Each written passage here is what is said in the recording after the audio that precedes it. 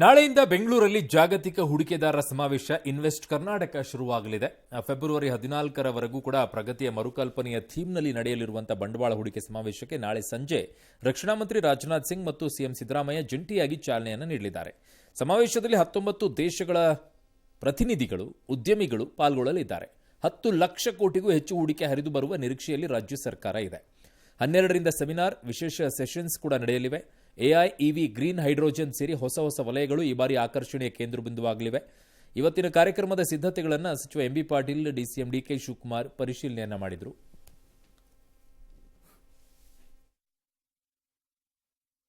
ಜಾಗತಿಕ ಬಂಡವಾಳ ಹೂಡಿಕೆದಾರ ಸಮಾವೇಶ ಕರ್ನಾಟಕ 2025 ಬಹಳ ಮಹತ್ವ ಪಾತ್ರ ವಹಿಸ್ತದೆ. ದಾವೋಸ್ಗೆ ಹೋಗಲಿಲ್ಲ, ದಾವೋಸ್ನ ಇಲ್ಲಿ ತರುವಂಥ ಒಂದು ಭಾಗವನ್ನು ಅಲ್ಲಿ ತರುವಂಥ ಪ್ರಯತ್ನವನ್ನು ಮಾಡ್ತಾ ಇದ್ದಾರೆ. ಸೆಮಿನಾರ್ ಮೂಲಕ 60 ಸೆಮಿನಾರ್ಸ್ ಮೂಲಕ 10 ಲಕ್ಷ ಜಾಸ್ತಿ ಬಂಡವಾಳ ಹೂಡಿಕೆ ಬರ್ತಾ ಇದೆ. ಸ್ಪಷ್ಟವಾದಂಥ ಒಂದು ರೋಡ್ ಮ್ಯಾಪ್ ಅನ್ನ ನಾವು ಡಿಸೈನ್ ಮಾಡಿಕೊಂಡು ಈ ಜಾಗತಿಕ ಹೂಡಿಕೆದಾರ ಸಮಾವೇಶ ಮಾಡ್ತಾ ಇದ್ದೀವಿ.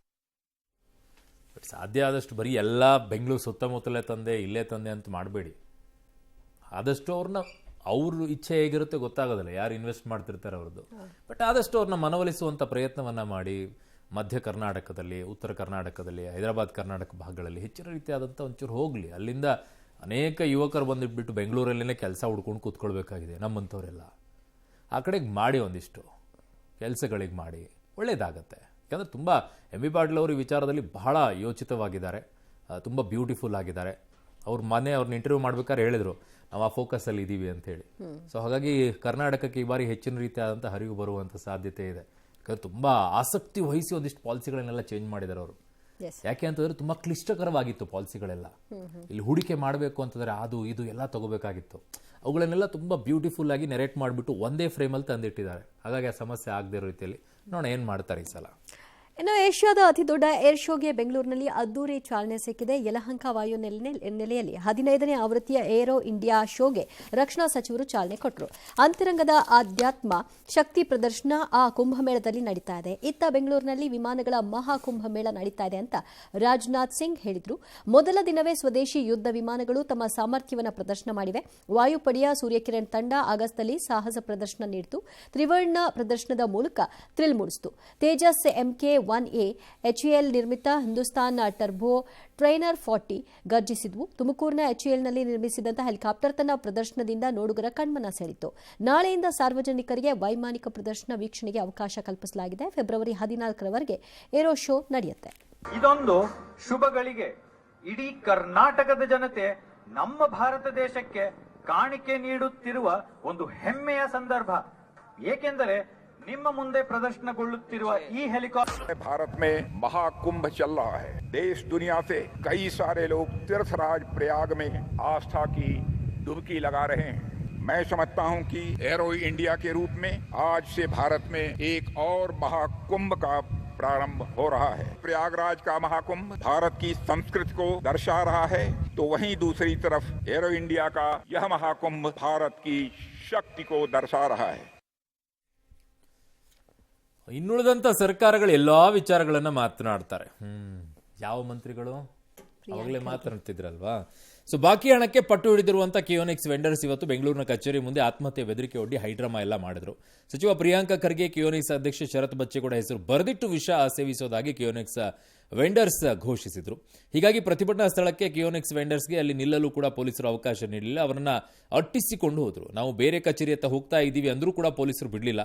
ಮಾಧ್ಯಮಗಳ ಜೊತೆಗೆ ಸಹ ಮಾತನಾಡೋಕೆ ಅವಕಾಶವನ್ನು ನೀಡದೆ ವೆಂಡರ್ಸ್ ಅನ್ನು ಅಕ್ಷರಶಃ ಎಳೆದುಕೊಂಡು ಹೋದ್ರು. ಇನ್ನು ಕಿಯೋನಿಕ್ಸ್ ವೆಂಡರ್ಸ್ದು ಸ್ವಲ್ಪ ಅತಿಯಾಯಿತು. ನಾವೇನು ಮಾಡಿದ್ದೀವಿ ಅಂತ ಬ್ಲ್ಯಾಕ್ ಮೇಲ್ ಮಾಡ್ತಿದ್ದಾರೆ. ಅವರು ಪ್ರತಿಭಟನೆ ಮಾಡೋದಿದ್ರೆ ಬಿಜೆಪಿ ಕಚೇರಿ ಮುಂದೆ ಮಾಡಬೇಕು ಅಂತ ಸಚಿವ ಪ್ರಿಯಾಂಕ ಖರ್ಗೆ ಆಕ್ರೋಶ ಹೊರ ಹಾಕಿದ್ರು. ಈ ಬೆನ್ನಲ್ಲೇ ಖರ್ಗೆ ಹೇಳಿಕೆಗೆ ಪ್ರತಿಭಟನಾಕಾರರು ಆಕ್ರೋಶ ಹೊರ ಹಾಕಿದ್ರು. ನಮ್ಮ ಹೆಣ ಬೀಳೋವರೆಗೂ ಅವರಿಗೆ ಸಮಾಧಾನ ಆಗಲ್ಲ ಅನ್ಸುತ್ತೆ, ನೀವು ನಮ್ಮ ಇಲಾಖೆ ಸಚಿವರಾಗಿದ್ದೇ ದುರದೃಷ್ಟ ಅಂತ ವಾಗ್ದಾಳಿಯನ್ನೆಲ್ಲ ನಡೆಸಿದ್ದಾರೆ. ಈ ಸ್ವಲ್ಪ ಅತಿಯಾಗಿದೆ. ಪ್ರತಿಭಟನೆ ಹತ್ತಿಕ್ಕೋ ಪ್ರಯತ್ನ ಮಾಡ್ತಾ ಇಲ್ಲ. ಈಗ ನಾವು ಏನ್ ಮಾಡಿದೀವಿ ಅಂತ ನಮ್ಗೆ ಬ್ಲ್ಯಾಕ್ ಮೇಲ್ ಮಾಡ್ತಾ ಇದ್ದಾರೆ. ಅವ್ರು ನಿಜವಾಗ್ಲೂ ಪ್ರತಿಭಟನೆ ಮಾಡಬೇಕು ಅಂದ್ರೆ ಬಿಜೆಪಿ ಕಚೇರಿ ಮುಂದೆ ಪ್ರತಿಭಟನೆ ಮಾಡಬೇಕು. ಇವತ್ತು ಅವರ ಒಂದು ಲೋಪದಿಂದ ಪಾಪ ಇವತ್ತು ಅವರಿಗೆಲ್ಲ ತೊಂದರೆ ಆಗಿದೆ. ಮಲ್ಲಿಕಾರ್ಜುನ್ ಖರ್ಗೆ ಅವರು ಕಾಂಗ್ರೆಸ್ ಪಾರ್ಟಿ AICC ಅಧ್ಯಕ್ಷರಾಗಿ ಕೂತಿದ್ದಾರೆ. ಅವರ ಮಗ ನೀವು ಅಷ್ಟು ಕೀಳು ಮಟ್ಟಕ್ಕೆ ಕೀಳಬೇಡ್ರಿ. ನಮ್ಮ ವೆಂಡರ್ಸ್ಗಳ ಹೆಣನ ನೋಡಿ ಸಂತೋಷವನ್ನ ತೀರ್ಸ್ಕೋಬೇಕಾಗುತ್ತೆ. ನಮ್ಮ ಗ್ರಾಚಾರಕ್ಕೆ ಈ ITBT ಖಾತೆಗೆ ಬಂದ್ರು, ಸಚಿವರಾಗಿ ಬಂದ್ರು, ನಮ್ಮ ದುರಾದೃಷ್ಟ ಅಂತ ಹೇಳ್ಕೊಳ್ಳೋದಕ್ಕೆ ಇವತ್ತು ನಾವು ಬಯಸ್ತೇವೆ. ಪ್ರಿಯಾಂಕಾ ಖರ್ಗೆ ಅವರ ಸ್ವಂತ ಬಿಲ್ಡಿಂಗು ಅಥವಾ ಅವ್ರಿಗೆ ಬೇನಾಮಿ ಬಿಲ್ಡಿಂಗಿಗೆ ತಗೊಂಡು ಬಂದು ಕಚೇರಿನ ರೆಡಿ ಮಾಡ್ಕೊಂಡು ಪ್ರತಿ ದಿನ ಇವತ್ತು ಕ್ಯೂನೆಕ್ಸ್ ಆಫೀಸಲ್ಲಿ ಬಿದ್ದು ಸಾಯ್ತಾ ಇದ್ದಾರೆ ಇವರು. ಇಂಥ ಒಂದು ಸ್ವಾರ್ಥ ರಾಜಕಾರಣಿ ನಮ್ಮ ಲೈಫ್. ಅಲ್ಲ, BJPಯವರೆಲ್ಲನೋ ಲೋಪ ಮಾಡಿದಾರೆ ಅಂದ ತಕ್ಷಣ ಅವ್ರ ಕಚೇರಿ ಮುಂದೆ ಹೋಗಿ ಪ್ರತಿಭಟನೆ ಮಾಡುವಂಥದ್ದೇ ಸಲಹೆ ಕೊಡೋಕ್ಕಾದ್ರೆ ನೀವು ಮಂತ್ರಿ ಯಾಕಾಗಿರ್ಬೇಕು? ಏನಾದರೂ ಸಾಲ್ಟ್ ಔಟ್ ಮಾಡ್ಬಿಟ್ಟು ಅದನ್ನ ಬಗೆಹರಿಸ್ಬಿಟ್ಟು ಅವ್ರ ಸಮಸ್ಯೆನ ಕ್ಲಿಯರ್ ಮಾಡ್ಬಿಟ್ಟು ಕಳಿಸ್ಬೇಕು, ಇಲ್ಲ ಈ ರೀತಿಯಾಗಿ ಬೀದಿಯಲ್ಲಿ ನಿಂತ್ಬಿಟ್ಟು ಪ್ರತಿಭಟನೆ ಮಾಡೋಕೆ ಅವಕಾಶ ಮಾಡಿಕೊಡ್ಬೇಕು. ಸುಲಭ ಅಲ್ವಾ? ಅಲ್ಲಿ ಹೋಗ್ಬಿಡ್ತೀರಿ ಪ್ರತಿಭಟನೆ ಮಾಡಿ ಅಂತೇಳಿ. ಹಾಗಿದಾಗ ದೇಶದ ಜನ ಎಲ್ಲ ಹಿಂದೆ ಕಾಂಗ್ರೆಸ್ ಕೇಂದ್ರದಲ್ಲಿರಬೇಕಾದ್ರೆ ತೆಗೆದುಕೊಂಡಂಥ ಕೆಲವು ನಿರ್ಧಾರಗಳು ಇನ್ನೂ ಒಂದಿಷ್ಟು ಚೆನ್ನಾಗಿ ತಗೊಂಡಿದ್ದಾರೆ. ಕೆಲವು ನಿರ್ಧಾರಗಳ ವಿಚಾರದಲ್ಲಿ ಕಾಂಗ್ರೆಸ್ನ AICC ಕಚೇರಿ ಮುಂದೆ ನಿಂತ್ಕೊಂಡ್ಬಿಟ್ಟು ಪ್ರತಿಭಟನೆ ಮಾಡಬೇಕಾ? ಏನ್ರಿ ಮಾತಾಡ್ತೀರಾ? ಅವಾಗ ಲೋಪದೋಷ ಆಯಿತು ಅಂಥೇಳಿ ಯಾವುದಕ್ಕೆ ಕೇಳ್ತೀರಿ ನೀವು? ಅದು ಕೂತಿದ್ದೀರಾ, ಅದನ್ನು ಸರಿಪಡಿಸ್ಬಿಟ್ಟು ಅದನ್ನು ಸಾಲ್ವ್ ಮಾಡಿ ಕಳಿಸಿ.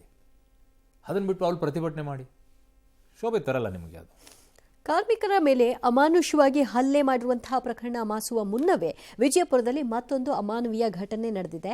ದಲಿತ ಕುಟುಂಬಕ್ಕೆ ಸೇರಿದವರ ಮೇಲೆ ಪೊಲೀಸರು ದೌರ್ಜನ್ಯ ಎಸಗಿದ್ದಾರೆ. ದಲಿತ ಕುಟುಂಬದವರ ಮೇಲೆ ಪೊಲೀಸರು ಪೈಪ್ನಿಂದ ಹೊಡೆದು ಬೂಟುಗಾಲಿನಿಂದ ಒದ್ದಿದ್ದಾರೆ. ಜನವರಿ 24ರಂದು ರಾತ್ರಿ ಸರ್ವೇಯರ್ ಕೆಲಸ ಮುಗಿಸಿ ಮನೆಗೆ ಹೋಗ್ತಾ ಇದ್ದ ಶಿವಪ್ರಕಾಶ್ ಮೇಲೆ ಪೊಲೀಸರು ಏಕಾಏಕಿ ಹಲ್ಲೆ ನಡೆಸಿದ್ರು.